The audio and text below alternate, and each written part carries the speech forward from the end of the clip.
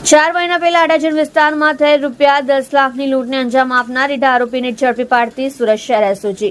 Police commissioner Shri Anupamsingh Gehlot નાઓએ સુરત શહેર તેમજ રાજ્યના અન્ય જિલ્લાઓમાં નોંધાયેલ ગંભીર ગુનાઓમાં ઘણા સમયથી નાસ્તા ફરતા આરોપીને પકડી પાડવા આપેલ સૂચના મુજબ અધિક police commissioner Shri Raghavendra Vats crime નાયબ police commissioner Shri Rajdeepsinh Nakum SOG નાઓના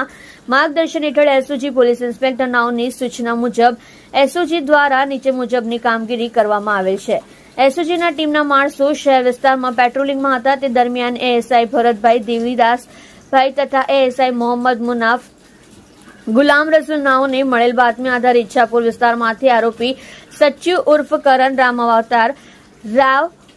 ઉંમર વર્ષ 32 રહેઠાણ ઘર નંબર 84 આશાનગર હરિનગર પાછળ ઉધના સુરતવાળાને ઝડપી પાડવામાં આવેલ છે। મજકૂર આરોપીની પૂછપરછ કરતા હકીકત જણાઈ આવેલ છે કે 4 મહિના પહેલા તેના મિત્ર સંજુ એક વ્યક્તિ બેંકમાંથી મોટી રકમ ઉપાડીને લઈ જાય છે તે ટીપ આધારે તેણે તેના અન્ય મિત્રો રાકેશ ચૌધરી, વિકી 25 તથા જાવી સાથે મળી અડાજણ ગૌરવ પથ રોડ પર આવેલા એસબીઆઈ બેંક ખાતે ફરિયાદી પૈસા ઉપાડી પોતાના મોપેડ ઉપર જતો હતો ત્યારે તે વ્યક્તિને રસ્તામાં રોકી તેને